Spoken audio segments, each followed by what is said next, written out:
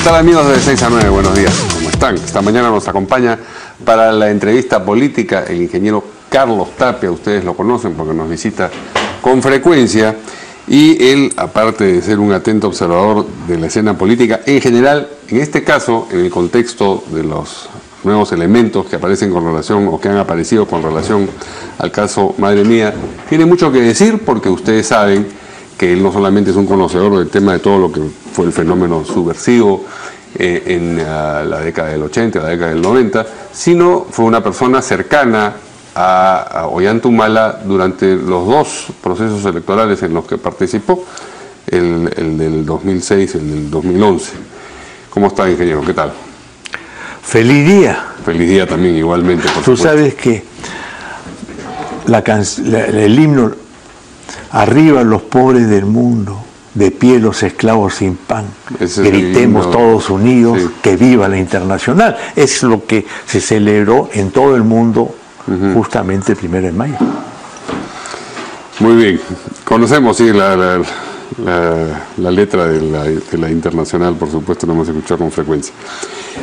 Ingeniero, usted publica todas las semanas una columna en Perú 21, pero en la de esta semana, que se llama Madre Mía, luz al final del túnel, bueno, relata un poco cuál fue su participación durante la campaña y cómo los nuevos elementos que aparecen le hacen tener una impresión un poco distinta. Voy a leer parte de lo que dice el ingeniero en su columna. Dice: durante la campaña del 2006, con la anuencia del candidato, el candidato es Ollanta Humala, sostuve en la televisión que la pareja desaparecida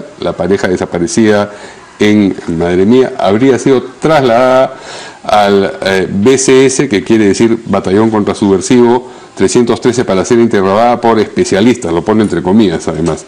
Ese método se usó en Ayacucho desde 1983. Desde diversas bases se trasladaban detenidos al cuartel Los Cabitos, etcétera, etcétera. Dice, punto 4. Sin embargo, esta tesis falló. Hace 72 horas que se conocieron las escalofriantes conversaciones interceptadas por orden de la Fiscalía en torno al dinero pagado a Jorge Ávila para que cambiara de versión, librando de culpa a Humala. Se empleaban seudónimos y mensajes encriptados, etcétera, etcétera. Punto 5. Escuchando las conversaciones, se reconoce a 3 subordinados del círculo íntimo del expresidente que lo acompañaron en Palacio de Gobierno durante 2011-2016, y en un anterior video de la entrega del dinero se nota la presencia del actual abogado defensor de Urresti en el caso del asesinato de Hugo Bustíos. Se ha cerrado el círculo. Es decir, usted, a raíz de esto, ha terminado de cambiar de opinión respecto de la participación de Ollanta Humala en la captura de esas dos personas que desaparecieron y lo que les ocurrió después.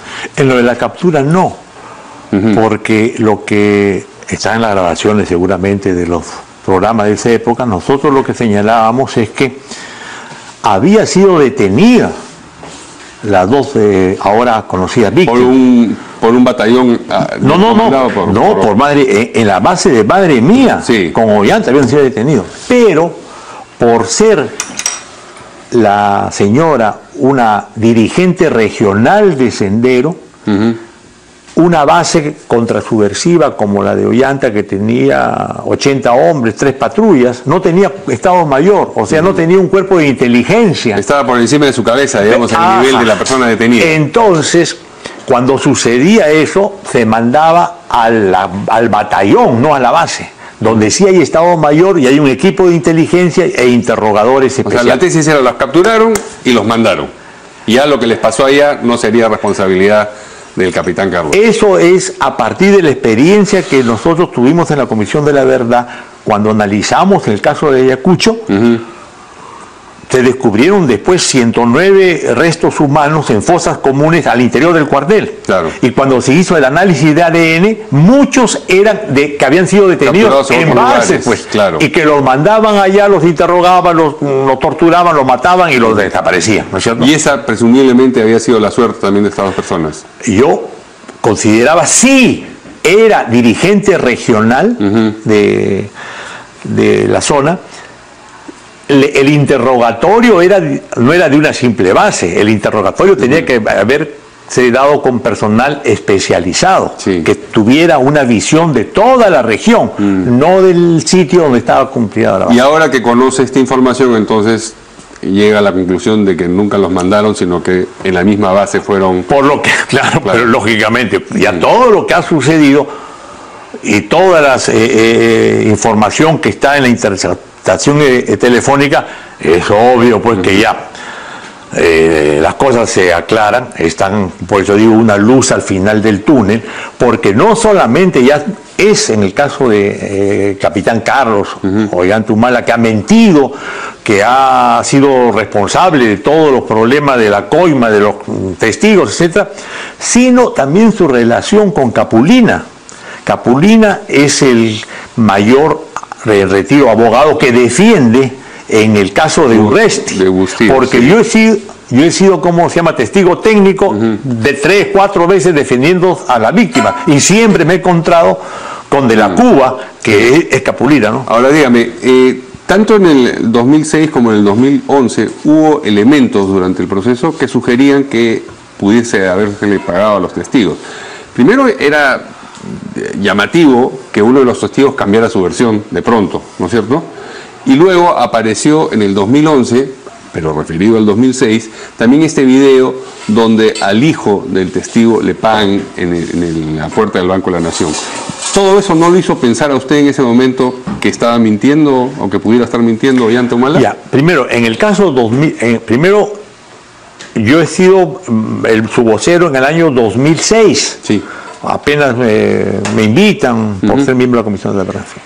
Y el abogado que tenía Ollanta era Carlos Escobar, sí. Premio Nacional de Derechos Humanos del Perú por la coordinadora. ¿No? Entonces, me llamó la atención de que estuviera defendiéndolo alguien que había sido premiado por defender los derechos humanos por la coordinadora del Perú. ¿Y eso le hizo de poner sospechas? No, pero algo, pues, ¿no? Decíamos, no, entonces está siendo defendido acá.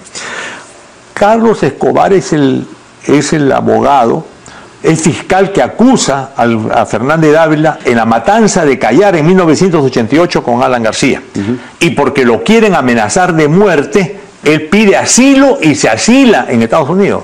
Primera pregunta, ¿quién fue el que lo trajo a Carlos Escobar de Estados Unidos y por qué Ollantumala definió que él era su mejor abogado? ¿Y cómo se responde usted a esa pregunta? Me imagino que una hipótesis. Claro, ahora bien raro, pues, ¿no es cierto? ¿Por qué? Porque alguien que ha estado viviendo en Estados Unidos viene al Perú y el candidato Ollantumala dice, tú eres mi abogado. Obvio, en lugar de tener gente que ha estado en el Perú y que conocía el detalle lo sucedido. Viene al Perú para ser su abogado, no es que viene de manera azarosa y lo escoge. Por eso digo, hay que averiguar bien eso, sí. ¿Ya? Porque ahí está, porque Carlos Escobar a noviembre del 2006 se va del Perú. Y se va del Perú porque considera que no es posible que se le haya mentido respecto a lo de los testigos. Eso lo dice cuando viene en el año 2000. Que le haya metido a su cliente en este caso. Claro, claro. ¿No? Entonces, Carlos Escobar es una persona muy importante porque él es el que descubre esto y debería ser traído porque claro, está en el testimonio es importante. Ya. Él ya en el 2006 dice todo lo que se dice. O no dice nada. Dice cuando él regresa el 2011. Ah, ok. Por eso es. Pero dice retrospectivamente claro, a propósito del 2006. Por eso, okay. Ahí viene la respuesta mía. A mi pregunta, recién es el 2011 cuando Carlos Escobar hace esas declaraciones y el único medio que lo publica es el Hildebrand, ¿no es cierto? Sí. Y yo en el 2011, como la gente sabe, duro 98 días en el gobierno de Ollanta. Ya, pero ¿esto fue durante la campaña o durante el gobierno? Que aparece Escobar a decir estas cosas. Él viene ya entre la campaña y cuando gana las elecciones. O sea, ya con las elecciones ganadas. Ya cuando en la segunda vuelta gana. O sea, lo que le pregunto a ustedes, en el momento en el que él dice, me han engañado respecto a los testigos, ¿usted también se convence de que era una mentira? No, lo digo en realidad porque ya estábamos en otra dinámica, ¿no? Cuando uno lee, primero que es solamente en la revista pues de Hildebrand, sí. Y el propio Hildebrand medio que cuestiona, ¿no? Pero no, eso era verdad. Los hechos demuestran que lo que había denunciado Carlos Escobar era totalmente cierto. Y todo lo que ahora aparece en discusión sobre que si Ilan Heredia era el tesorero, ¿no? Todo eso también ya se planteó desde hace años, cuando Pedro Santos, el ex congresista por Arequipa, se denuncia que le han falsificado su firma como contador, claro, ¿no es cierto? Sí. O sea, ¿y quién era? Era Ilan Heredia, pues. O sea, ya habían suficientes elementos, pero nada tan contundente como lo que sucede ahora con las interceptaciones. Ahora, ¿cómo se imagina usted, o qué cosa cree que ocurrió efectivamente en Madre Mía a propósito de estas dos personas que fueron capturadas? ¿Usted cree que fueron ejecutadas ahí mismo en la base de Madre Mía? Sí, ahora sí, ¿por qué? Porque si no, no se explica lo que está sucediendo, cómo se llama, con las coimas, comprar los testigos y todo, ¿no es cierto? Pero hay que tener en cuenta además que en el año 1992, como le decía antes de la entrevista, el Estado peruano ya había comenzado una ofensiva muy grande en el Alto Guayaga.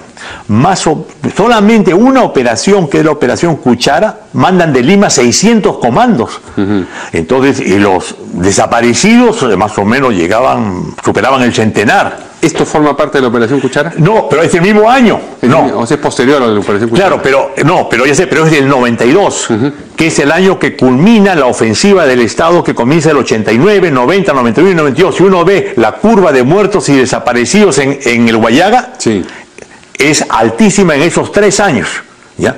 Entonces el 92 es parte de ese ánimo de lucha contra subversiva en el Guayaga, como fue en Ayacucho en el 83, ¿no? En que algo así como que no se respetaban mucho los derechos humanos, ¿no es cierto? ¿Ya? La operación Cuchara, perdón, ¿en qué cosa consistió así grosso modo? En la margen izquierda del Guayaga habían grupos armados subversivos, pelotones, y había que terminarlos con ellos. Era como meter una cuchara y limpiar. No, claro. Pero tan importante que mandan 600 comandos de Lima, ¿no? Para que tengas idea, en la base contrasubversiva de donde estaba el capitán Carlos Humala, eran 80 efectivos, 3 patrullas. No tenían Estado Mayor.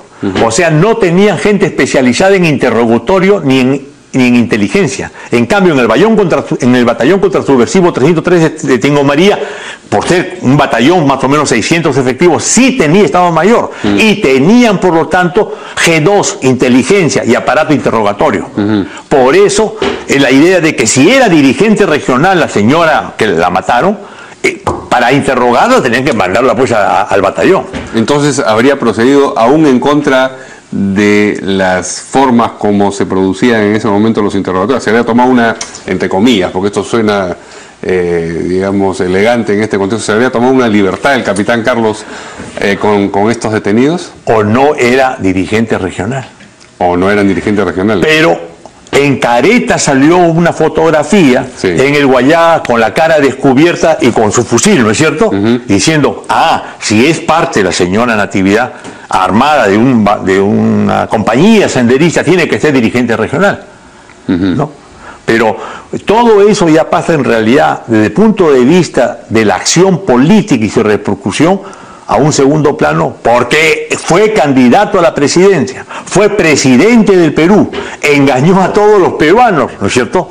O sea, no se le puede considerar como un simple, bueno, legalmente sí, violador de los derechos humanos, secuestrador, pero el hecho político es que era candidato a la presidencia, fue presidente de la República y utilizó su poder para hacer todas las cosas que hemos enterado por las interceptaciones telefónicas, ¿no? O sea, eso es lo grave.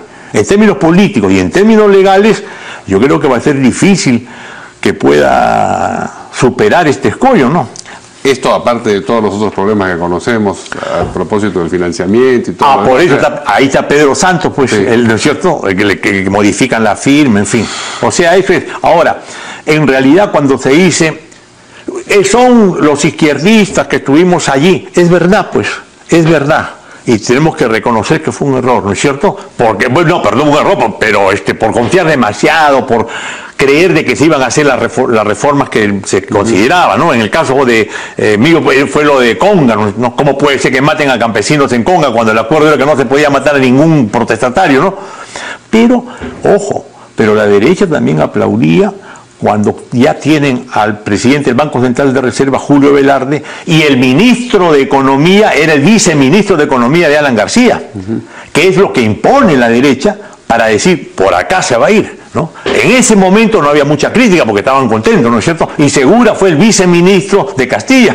O sea, el aparataje, llamémosle... Usted dice que todo el Perú cerró un ojo frente a Ollanta Humala, sino... No, bueno, no todo el Perú, pero no se le dio la importancia del caso a este tipo de desapariciones en el caso, no solamente en todo el Guayaga, ¿no es cierto?, sino en el caso de Ollanta Humala. Decían, bueno, este es un problema más, ¿no? Lo barrían debajo de la alfombra. Claro, y vamos adelante. Yo creo que ese tipo de hipocresía y cinismo político tiene que pagar sus consecuencias. En política los errores se pagan. Nadie puede pasar de la política sin pagar errores, ¿no?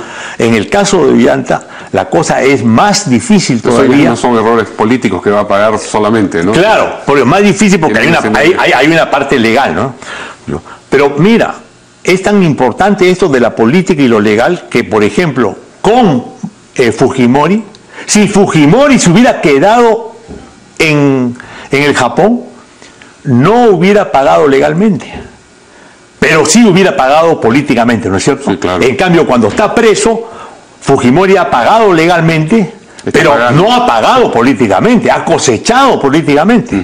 Esa es la relación que hay entre la legalidad y la política. No son dos cosas tan diferenciadas. En el caso de Humala, va a pagar legalmente, esa es mi impresión, y ya pagó políticamente. Cuando aparece dando la conferencia de prensa diciendo Partido Nacionalista del Perú, uno se burla, ¿no es cierto? ¿Qué cosa, no? Ya desapareció del mapa político Humala. Y legalmente yo creo que las cosas se le están complicando cada vez más. Y ojalá se ejerza pues la justicia contra alguien que en el ejército ha desaparecido a personas, y Fernández Dávila, que desapareció cerca de 11 en 1988 en Callara, en la época de Alan García, y no pagó nada. Antes de terminar, brevísimamente, ¿usted cree, porque usted ha mencionado el tema de Fujimori, cree que existen posibilidades en efecto de que le cambien el estatuto penal en el que está en este momento, o cree que es solamente un fuego artificial? Creo, no es fuego artificial, ya nada con Fujimori es fuego artificial, pero sí hay riesgos por todas partes. Si sale, o se sale a su casa, aunque sea, no favorece a Keiko. Si sale a su casa, no favorece a PPK, pero sí a la base fujimorista y a Kenji.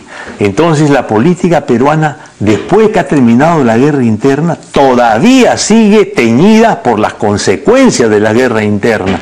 Y eso hay que tomarlo en cuenta, porque la reconciliación no es solamente la reconciliación con el fujimorismo, sino con las víctimas, con los desaparecidos, los muertos, etc.